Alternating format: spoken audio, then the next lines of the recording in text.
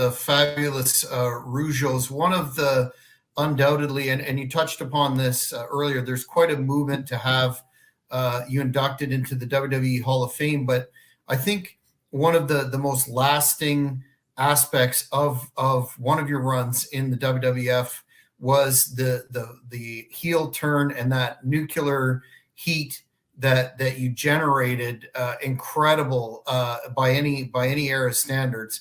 Was the genesis for that heel turn as a result of Vince McMahon, or how did that come about? The Rougeau brothers, it came into 1986. 86 we started, and 86, 87, we worked so hard, Raymond and I, and as baby faces, but they just seemed like we didn't get over like they wanted us to, because we have to have the fact that the Americans, they like American heroes.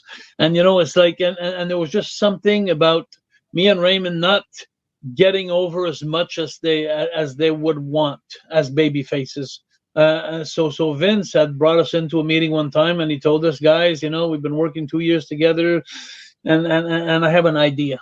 So then he came up with the idea that we move to Memphis. We get Jimmy Hart as our manager. We become the fabulous Rougeau brothers. We get the song All American Boys that we sang with Jimmy Hart there. That was absolutely, it was a hit. It's amazing, that song, how far it went. And then still today it's playing. When I go to Comic-Cons, people get in line and we don't like heavy metal. We don't like rock and roll. All we like to listen to is Barry Manilow. Hey! And then people are singing that we're all American. And it's funny how that song stuck to people. And so Vince initiated that turn.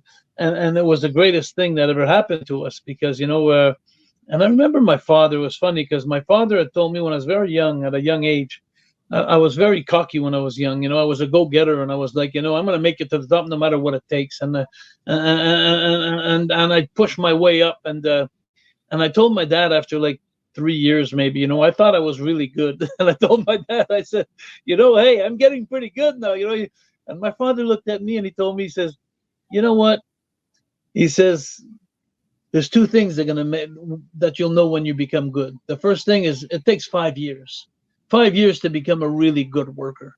And then the second thing is you'll never be a good worker until you work heel. Like, you know, so you have both sides of the story, because, you know, we got to remember, guys, I don't know if I'm sure you're aware of this, but a lot of fans are not aware of this, but all the way up to the 90s, to the 80s, I'm sorry, like in the 70s when I started in the 80s, and we'd get in the ring and the heels would call the match. Like the whole match was dictated by the heels. We'd just go in there, baby faces, and listen. And then when all the big, excuse my language, but in those days you had a lot of overweight heels, you know, fat heels, and they'd come in and everybody would treat them as beer drinkers, and they looked like, you know, guys, and they were like idiots, you know, and the baby faces were the heroes. But the truth is the heels were the smart ones. They were the ones calling all the matches. They were the ones that were really dictating when you know, they'd control the crowd and everything. So that was all the way up to the early 80s that it was like that.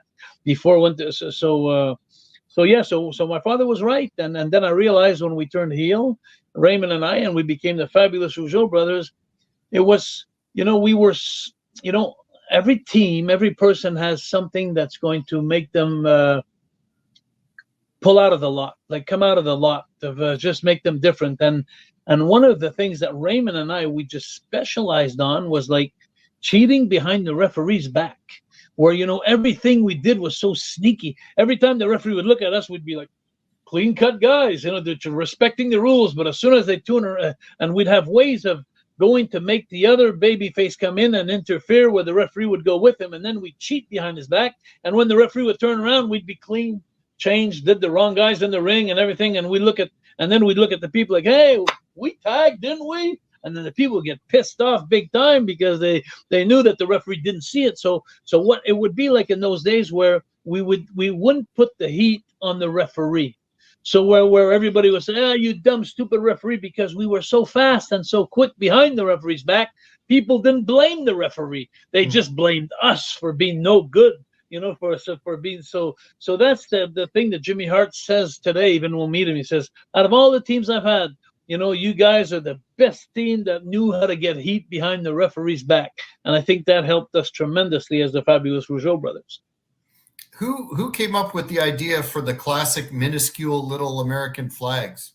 That was pretty much Vince, I think, and Vince, but at the stage, of there, I think that we could have done it too. Jimmy Hart could have done it, because now the initial turn was Vince, but then after that, we loved the gimmick so much that we were all putting ideas and putting some like the suits and the capes and the everything that came to song. It's actually Jimmy Hart that came up with the idea of doing us a song, and so I think it was a teamwork.